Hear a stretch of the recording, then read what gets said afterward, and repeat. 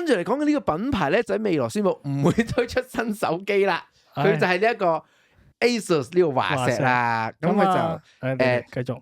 上年年尾，差唔多年尾嘅時候，都已經有人傳，即係有人 rumor， 唔係都唔係咧，即係有台灣話本地有啲有聲音啦，嗰啲聲音啦，就話唔會出新機㗎啦。係咁跟住再之後，佢哋個董事長咧係好似唔知美亞定咩定連飯嗰啲啦，連飯係連飯嗰度咧都講咗年尾聚餐係啦，年尾聚餐都話咗未來係唔會出翻傳統嘅智能手機產品㗎啦。係啦，佢哋話會處於一個觀望態度，對於呢個手機市場，咁即係唔會出啦。2026年應該就唔會有Zenfone 同 LG Phone 啦。係啦，咁啊 RIP。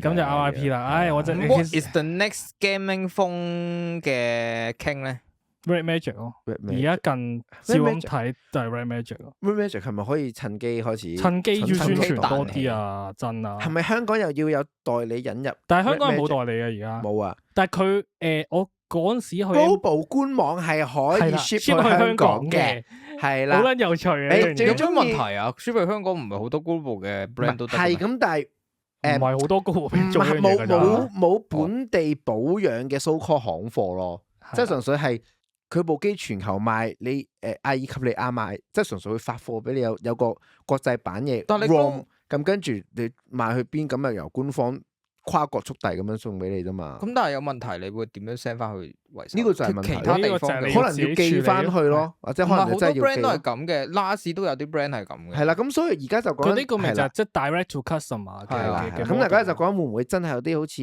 Nothing 啊嗰啲，即係有個代理商引入嚟，咁啊香港會負責埋包攬埋維修啊、銷售啊嗰啲咯。因為佢部機係幾型㗎，係幾其實Synergy 都可以諗下啦。即係你又俾個 idea 方生。佢搞得掂 Nothing 先啦。Nothing 佢都 O， 咁人哋都 OK 嘅 Nothing 其實有佢其實唔係啊。Synergy 以前有代理過黑沙㗎，即係 Black Shark 有啊。唔係小米自己做咯。咁唔係啦，香港係 Synergy 代理㗎，係跟住黑沙收皮啫嘛。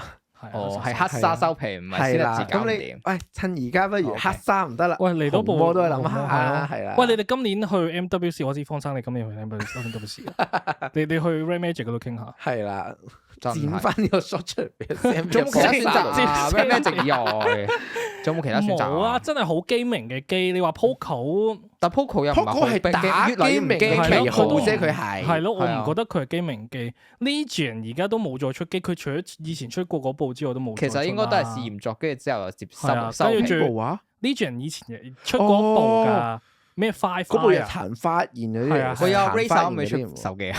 佢以前有㗎，Razer 好靚喎，想講其實佢嗰代手機係靚㗎，嗰 design 第一代係 Razer Phone 1係靚㗎，出一部啊，仲要雙前置喇叭，真係佢以前好想要。你知道行貨香港賣過 Razer？ 我知啊，就係喂，如果佢出嘅話，我一定買。算啦。但係我想講 ASUS 係最後一間以前會做得意機嘅廠咯，即係點解佢哋以前做過細機，佢哋以前做過反 cam 嘅機，又做機明機。雖然近呢幾年啲機明機都頹頹地，佢在19幾年前再出嗰部咩 Pad Phone 其實都好有創意。係啦，即係佢哋係好中意玩呢啲鳩嘢，屌！講係你 double kill，但係跟住唔知啊，歲月不饒人啊。跟住就都冇計啦，呢啲太 niche 嘅風始終都好難生存。而家真係興啲 niche 風，唔係，但係而家多咗啲細嘅精品廠會出呢啲真係好精品咯。係啊，即係之前我哋講過 Michael Fisher 嗰個 Clicks 又係啦。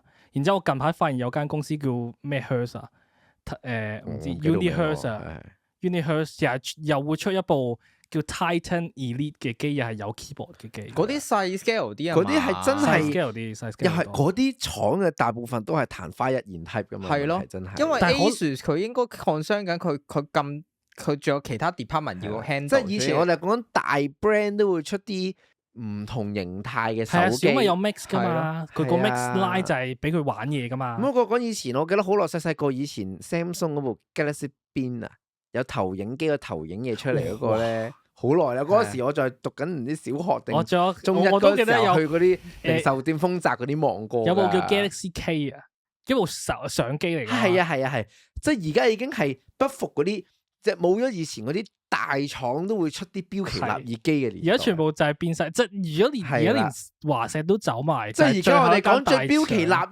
異已經要講到 Nothing 喺個手機後邊加個喇叭呢啲標奇立異，再唔係個外形個直面嘅面板有啲搞作，呢啲已經叫標奇立異。但係你喺正面睇，全部都係一撚樣，一樣。係同埋冇乜特別嘅 feature 咯，真係冇乜個。即係以前係話，哇呢部機又可以 zoom 啊，後面好似真相機，好傷心嗰個啊！可以乜乜乜乜乜咁樣，已經冇晒嗰個年代。好傷心啊！雖然華碩我呢幾年對你唔係咁好啊，但係你話唔出機，我都會戥你傷心。係啦。